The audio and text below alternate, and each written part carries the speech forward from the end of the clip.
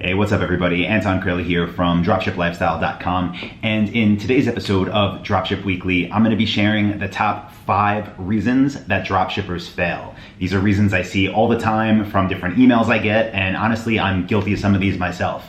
Now, last week I did a video that was sharing the statistics on failure rate, so if you want to see that, look up in the cards and I will post a link to that so you can go to that video, again on business statistics and failure rates. But today we're going to get into the actual reasons that businesses are failing. So with that being said, let's get started with today's episode of Dropship Weekly.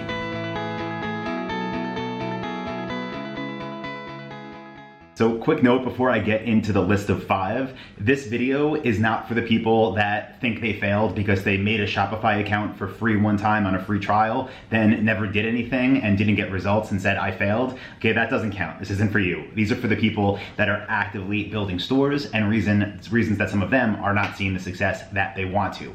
So reason number 1 is having a bad niche, okay, having the wrong type of product to sell. Now, this has a whole bunch of different kinds of subcategories that would make a niche good, but some of the easy wins I can give you is, one of them is if you're trying to sell restricted products. And what I mean by that is products that are either illegal, which obviously you shouldn't do that, but most of the time it's products that are in a gray area.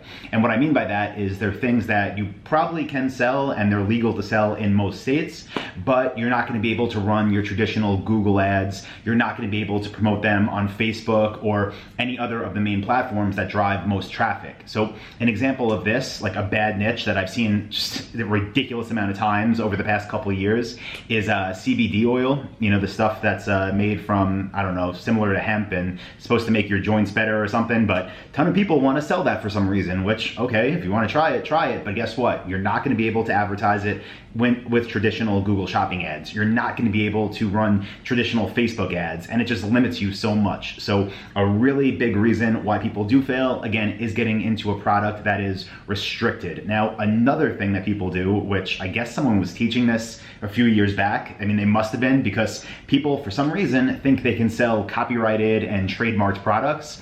I've mentioned this before, but you see these websites that sell like Game of Thrones sweaters and pillows and all this stuff, and it's like, you're not authorized to sell that. You probably shouldn't do that. And guess what? You're gonna fail if you try to sell something that is copyrighted or that's trademarked that you're not allowed to sell. So big reasons with niches, those are some of the ones that are just obvious, right? These are the most glaring examples. Now, another reason why people fail is if they have bad suppliers. Okay, maybe you have a good niche, but reason number 2 would be you don't find the right supplier. Now, some things that could fall into this would be if you're trying to sell on Shopify, I don't know, if you're trying to sell digital pens, right? And your supplier is just some person you saw that's selling them on Amazon or on eBay, and you're trying to work with the arbitrage model where you sell it on your store, then you go on Amazon and try to find it cheaper, or then you go on eBay and try to find it cheaper. That would be a reason to fail of having bad suppliers, because you don't really have suppliers. You're just kind of randomly trying to find these little deals here and there. That's not a lasting business model. That's a big reason people fail. Something else that would fall into bad suppliers is if you're exclusively drop shipping from China to the States or to any other country where it takes 3 weeks and people get a package with a whole bunch of Chinese lettering on it. Again, not saying it's impossible to make money with that model, but it's some big reason people fail. When you have suppliers that are located as far away as China, if somebody gets something 3 weeks later, guess what? They're not going to be happy unless it's something really worth waiting for. And based on the amount of negative press that dropshipping from China has gotten over the past couple years now, and not just in our communities, but in mainstream media, it's definitely having more and more of a negative association with it. So having suppliers that come directly from there to your customers in the States, not a good idea. I have nothing against having products made in China. We've done plenty of that, but at least have them in a warehouse closer to the customer so that they can get there in a reasonable amount of time, so that they can be repackaged, and so that the customer could have a good experience, and so that you could have a lasting business. Now, something else that would fall into bad suppliers is, let's say, again, we're using this example, right? I'm selling these digital pens and I find suppliers in the States. Okay, great. Let's say I find 3 of them and I get approved to sell their products and I start selling them. But what I realize is that maybe 2 of them have terrible customer support, meaning me being their customer, right? The company that makes this pen. Meaning when I get a sale on my website and I submit it to them, maybe they don't even reply to my email email, right? Maybe they don't ship the order for 2 weeks. Maybe they never respond. Maybe they say, 3 days later, oh yeah, we don't have those anymore. That kind of relationship. Maybe they ship it to the wrong customer address over and over again. Maybe they add on extra fees for drop shipping. And there's all these things that even domestic suppliers can do that make them really hurt your business if you continue to have relationships with them. Side note on this, if you're watching this video and you're part of my Dropship Blueprint, that's the course that was voted best e-commerce course by Shopify, go into the section where I'm talking about bronze, silver, and gold suppliers, and that's where I show you how to weed out those ones that will hurt your business. And if you have enough of them and if you work with them long enough, they will be a reason your business fails. So definitely something to be cautious of, even if you are following the dropship lifestyle model and working with domestic suppliers. Now, third reason that people fail is if their websites are just unprofessional. And what do I mean by that? I mean, if you go to it and, I don't know a better way of saying it, but if it looks like a joke, if it looks like something that was thrown together in a few hours, if there's typos all over the place, if links are broken, if there's no way for the visitor of your website to get in touch with you, if the add to cart system and whole checkout process is clunky, there's so many things that we do on our websites to build that trust with the visitor so that, of course, we can have conversions, so we can have people buy. And if you throw a website together and don't really have a system to follow, or you don't really know what you want it to be, it's very possible that what you're left with is an unprofessional website that you start sending traffic to, and then when no one buys, you wonder why, and that's a big reason why, okay? So again, if you're part of Dropship Lifestyle and you're watching this, go through all of modules 3 and 5 in my Dropship Blueprint, and that's where I show you everything we do to build your website and make it optimized to convert. And then in module 5, I give you a whole bunch of extra things we do to our websites and our product pages to make sure it's professionally designed and to make sure we get that conversion rate that we need to succeed and not lead to failure. So definitely check that out. The fourth reason, okay, and again, this is one that in the beginning, as I scaled my businesses, I definitely had a struggle with, and that is customer service and not having excellent customer service. Now, let's say you did everything else right. You have a good niche, you have good suppliers, you have a good website, you're getting traffic and people are buying. If as you scale and as you can't handle customer service yourself anymore because there's so many orders coming in, which means there's so many more inquiries coming in, which means there's so many more just everythings that need to be taken care of on a day-to-day basis, you need to be able to put systems in place and people. Usually we work with virtual assistants for these roles, but you need to be able to put those in place so that the business doesn't fail. And what will happen if you don't maintain a great level of customer service as more and more sales come in is those people, they're not gonna buy from you again, and they're gonna tell people, hey, I bought from this company and things didn't work out so well. So make sure as you make more money, as you scale, customer service goes with the business, it grows together. And in the beginning, if you're doing everything yourself, which I recommend, make sure you are offering great customer service. So emailing people back when they email in, answering the phone if someone calls, responding to live chats. Just put the app on your phone and respond to people and offer that, and you won't fail, okay? And if you don't offer all that, and if people start to feel like you don't care about them, then they're not going to give you their money and you're going to fail. So that's reason number 4. Now, the fifth reason, this is one for people that are a little bit further on, right? Let's say you're doing all of those things, right? Again, your suppliers are great. You have a great niche. Your site looks amazing. You have great customer support.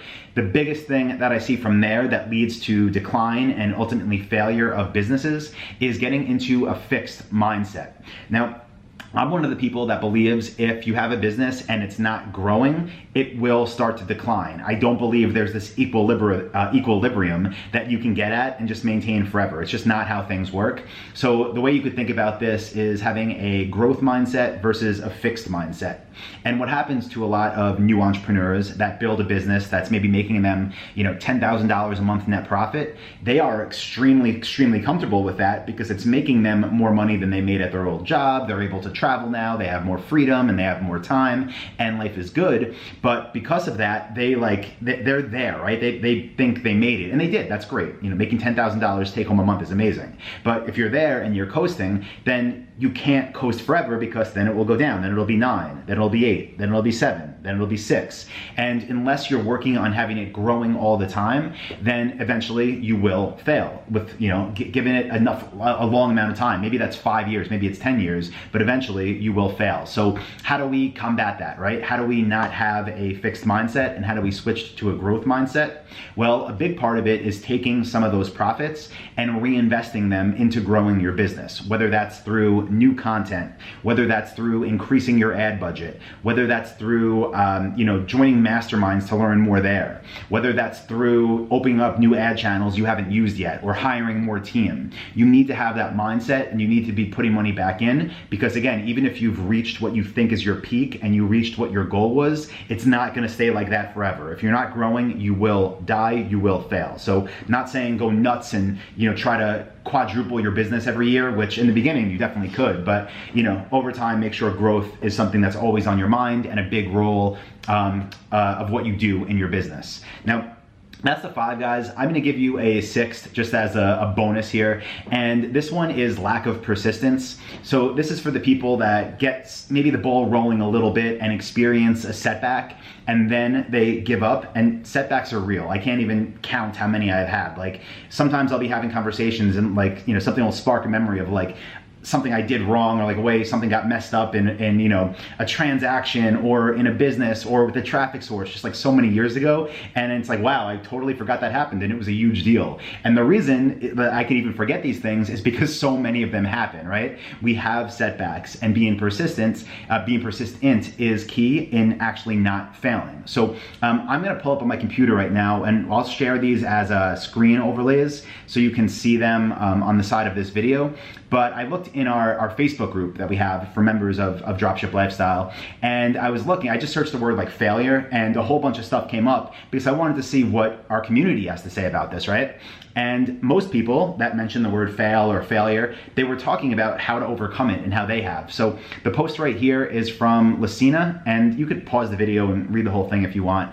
But she was, the part I highlighted says, the biggest thing I've learned is that we all make mistakes, some beyond our control happen.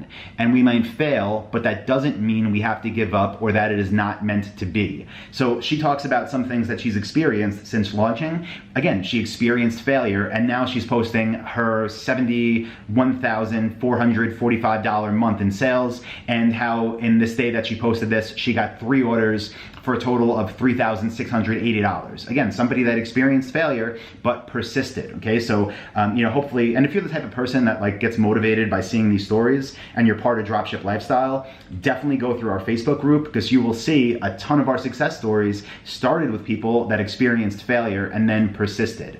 The one that I'll put on the screen now is from Joey, and he's saying when he built his first store, he failed horribly in a crowded niche. Remember, niche selection is important, but then again, you could pause this if you want to read more, but then I highlighted it further down where he said 1 year from when he initially bought his second domain, he turned Google product listing ads on, which we teach in the Dropship Blueprint, and in just 61 days, he crossed $100,000 in sales. Okay, his post starts, I failed horribly, and then his second store, he crossed $100,000 in 61 days. Yes, that's revenue, profits probably 25K, but he was able to do that after failing and not giving up. I'm going to share one more because I know people do get motivated by this, and I understand why. You might be experiencing some failure right now, but again, persistence is key. This post is from Isaac. He's saying that his first store failed, right? The first store he ever built, it failed. Then he has a new store that he's been running and building for the past 4 years. He just sold it. He sold it for a very good amount of money, and he's saying that he pushed through everything that he experienced while things didn't work, and his new store is performing 2 times better than it ever has. He's making a great exit when he sells it, and the new owner is super happy, and he's super happy because now he has this bankroll and he's building his next business. So yeah, that's the bonus tip. Number 6, be persistent, and make sure you have all the fundamentals in place, all the foundational elements, and from there, persistence is what's going to make sure your business never fails. And if things start to feel a little bit weird or things start to dip, persistence is what will make you adjust and be able to bounce right back and break through any previous barriers you've been at. So if you found this useful, guys, please do let me know in the comment section. Be sure to give the video a thumbs up and hit the subscribe button if you're not subscribed yet.